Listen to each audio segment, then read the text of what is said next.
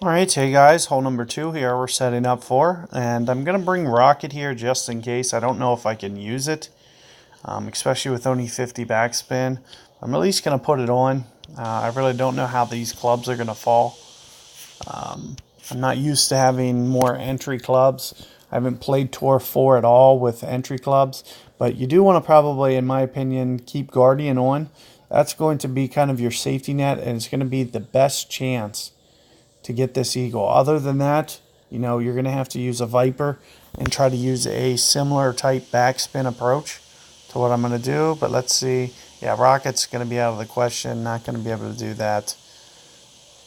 But I wanted to make sure. So you won't have to worry about that. But the method that I recommend is just full backspinning it and trying to land off the front of this fairway. So as you can see, we're going to have to be very careful with the way we go about adjusting rings, because we are very close to this front fairway. So my Guardian is probably going to play a little bit of an overplay. I'm going to play it almost 3 rings here, and let's see if I can't get this. Oh, you know what? I should have curled that a little bit. I forgot to. Let's see what that looks like. Oh, no, it doesn't need to curl. So if you can just do a straight up ring play, I was able to give myself a good chance there. At almost 3 rings there, that played more like 1.3 per ring, and my Guardian, based off my accuracy, is 1.7 per ring. So it was more of like a 30% extra win play, and that's very similar to the videos that I've been mentioning to you guys, that I've been doing about 30% extra, and it's relatively spot on. Like I mentioned, actually, let me double check that actually. As soon as we finish this, I do want to check it. It might be 1.4 per ring on my Guardian right now.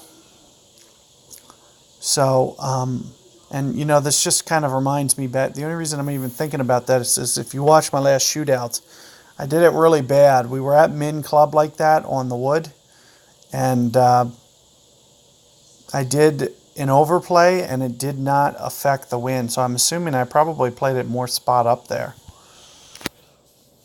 So what I just did in the shootout is I played an over adjustment on my wind, and then the wind didn't over adjust. It played more like max distance.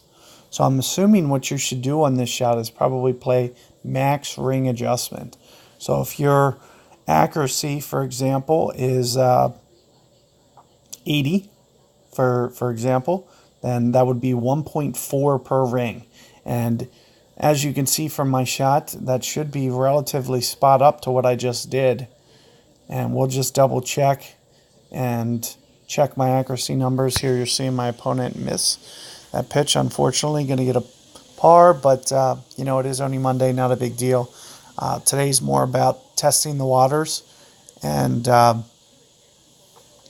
just kind of getting used to the shots, familiar, and you can come back tomorrow and make those minor corrections. That's part of the reason of having these guides, so you guys can reflect on them, go back and make the necessary corrections tomorrow. You don't need to qualify today. In fact, if you don't, you'll actually get a $1.99 Katana offer with 500 gems, and it will be a $2 offer to go redo it. But like I mentioned, let's look at my Guardian real quick. No, it is 1.7 per ring. So if my Guardian is 1.7 per ring, I probably needed to play maybe 1.5 per ring there on that adjustment. It's just a little bit less. What is that? Maybe 10% less than max. So I will come back for revisions for you guys on this tour at some point, but just keep that in mind for your ring play, that it'll be relatively spot up, maybe just cheap max, just a little bit, maybe 10%, not very much.